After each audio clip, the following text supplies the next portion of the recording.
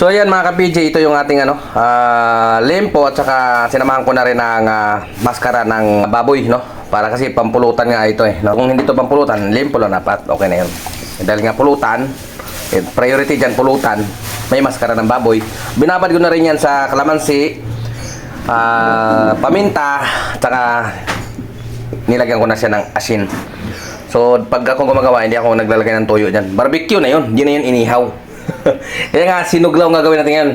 Inihaw at kinilaw. Okay? So, ayan ha.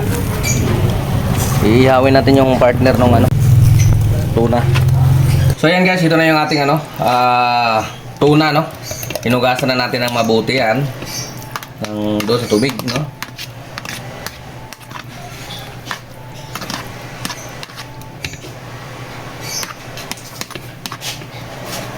Okay. So dito naman tayo guys sa mga sahog natin. So pinagsama-sama na natin para mas mabilis na, hindi na kayo maiinip pa. Nandito na lahat, no? Luya, sibuyas, siling green, siling pula. Tapos diyan, lalagyan na natin siya ng suka. Yan. Okay? Para ano na yung lasa ng mga ingredients natin diyan. Diyan tayo maglalagay ng suka. Okay? Pantahin lang natin. Tapos titimplahan na rin natin yan. Okay? Lagyan natin siya ng asin. Yan. Lagay din tayo dyan ng bitchin. Yan talagang pinakapampalasa niya. Tapos yung ating paminta. Wala tayong mabiling Yan, sa grocery tayo nakabili ng paminta. Yan. Timplahan na rin natin yan dyan. Pamintang powder. Pwede rin kung yung crack lang, okay na yun. Ito, mix natin yan. Para lumasa na lahat ng mga sibuyas, luya, sili. Yan. Mag-mix na yan sila.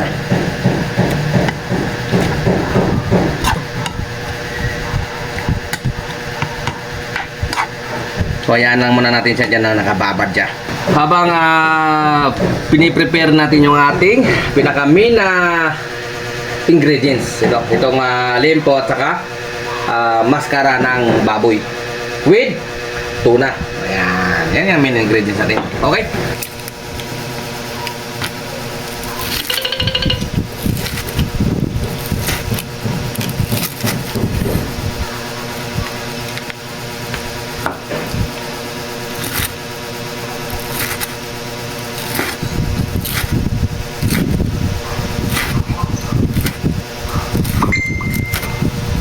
Hiwain lang natin siya ng medyo ganyan lang. Medyo maliliit kasi para madaling umabsorb yung lasa nung naman yung ating kinilaw. Okay? Tapos ito guys, magdadagdag tayo dyan ng gata ng niyog, no? Yung pinaka unang piga, yung walang kasamang tubig. So huwag nyo samahan ng tubig kasi baka magtayo kayo. Okay? So isahalo na natin siya dito kasama ng ricado. Kasi yung ricado meron na siyang suka. Maluluto din niya yan. Kaya niyang lutuin yan. Okay? Tansyahin nyo lang kung gaano karami yung gusto nyo. Okay?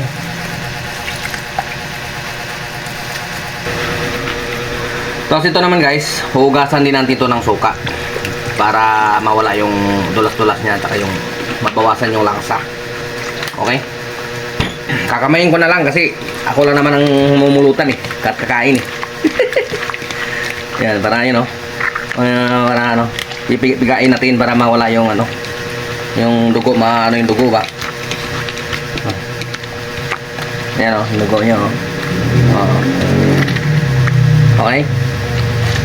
So, at the same time na rin, na na siya, nakakapag-absorb na rin siya ng suka. Tapon na natin to. So yan, ready na to guys. Yan. Kanina pa to nakababad sila. Pwede natin to ilagay dyan.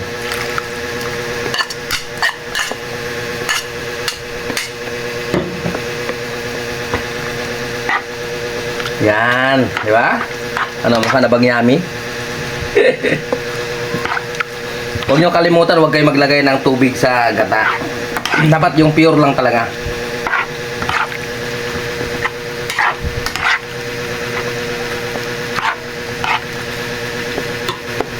Yan, lagay na rin natin yung bell pepper. Tapos ilagay na rin natin yung pipino. So pagpasensya nyo ng hiwa ng pipino, yung alpha ko na gano'n dyan, naghiwa.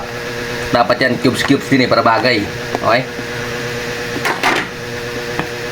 So halo na natin isa dyan. Maya maya lang idadagdag na natin dyan yung inihaw na limpo at saka yung maskara.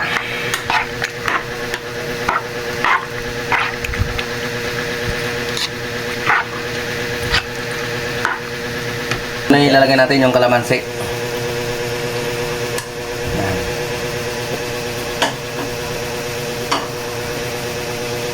Ganito din ba kayo gumawa ng ano? Sinuglaw mga PJ? So mix natin.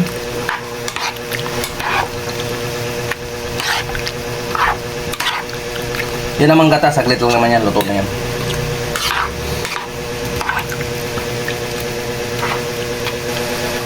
Okay, perfect na. Pwede na. Ihalo na natin yung ating lempo at maskara ng baboy. Sinuglaw na yan. Kaya siya tinawag na sinuglaw sa Bisaya kasi sinugba at kinilaw. Ang ibig sabihin ng sinugba, inihaw. Okay? Kaya sinugba at kinilaw. Kaya sinuglaw. Pwede na ba to sa inyo, mga ka-PJ? Yan lang, ganyan lang.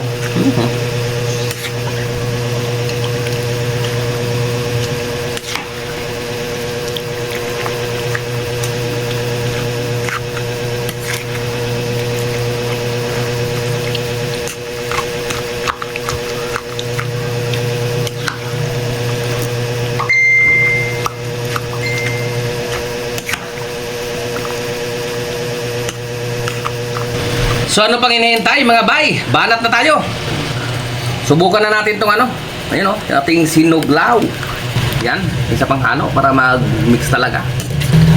Ito yung ating sinuglaw ngayong araw ng Miyerkules. Araw ng aking coding. Araw ng race day, no? Ayan o. Saktong-sakto yung timpla. Diba? Yan ang sinuglaw sa Bisaya. Pwede na ba yun o pwede na yun? Okay na. Try na natin. Unang subo para sa inyo mga ka-PJ. Ito tayo. Yan. Let's go. Yan. Subok na, subok. Unang subo para sa inyo mga ka-PJ. Tapos hindi mawawala yung pundador, bakit naman? Ayun o. Ganyan lang. Pamparelax. Sabay tulog. Sabay bakbakan kinabukasan. Yan. Ito unang tagay para sa inyo.